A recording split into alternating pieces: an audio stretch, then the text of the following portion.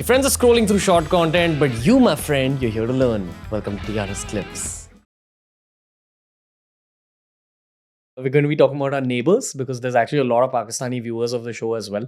I don't know why they watch an Indian geopolitics podcast, but from your eyes, because you're technically not just a geopolitical observer, but it's your profession.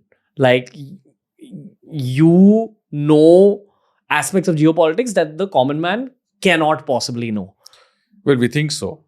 But, I don't know. I think there's access to some heavy levels of big data.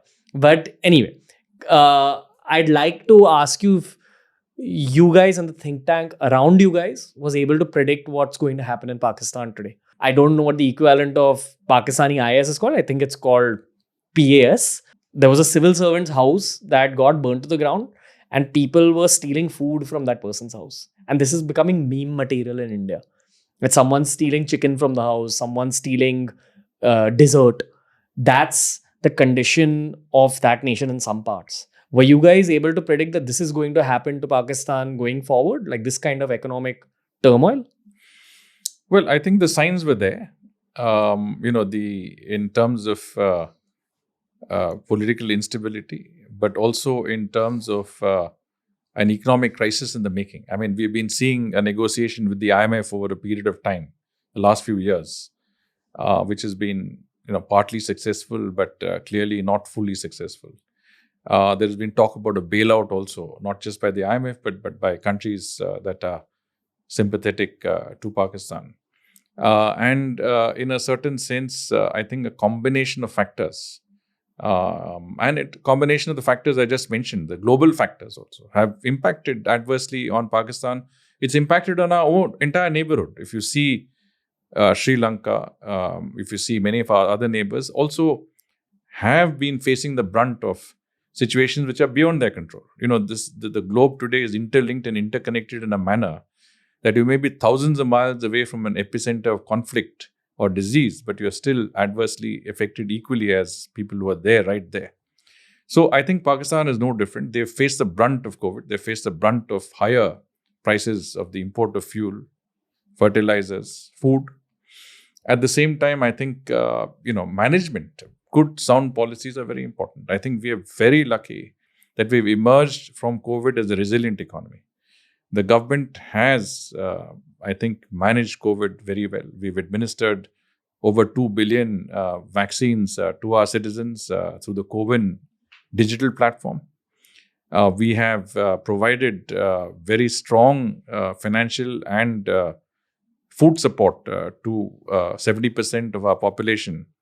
Government, I think, has spent 1.7 lakh crore rupees, about $29 billion, through the Pradhan Mantri Garib Kalyan Yojana.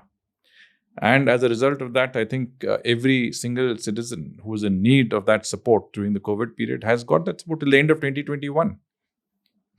Sound policies make a difference. Sound governance matters. The right decision, the right time makes a lot of difference.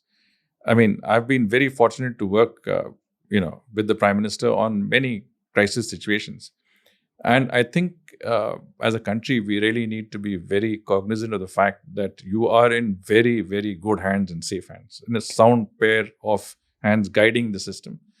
That extends obviously to the larger leadership and people like External Affairs Minister, Dr. Jaishankar, everybody who's in that decision-making process are people who understand there's a responsibility and take decisions that is in the best interest of the country. This is my personal view. No, sure. Abroad, we are portrayed as a fascist country.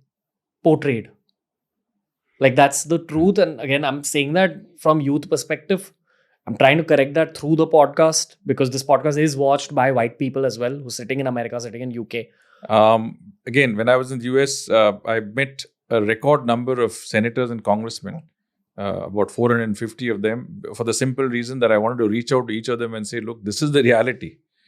And to many of them, I said, go and visit India. Yeah. Go and see for yourself. That's the point you raised. You're sitting here and you're being subject to a certain point of view, which is subjective. I mean, you go and get your own first-hand opinion.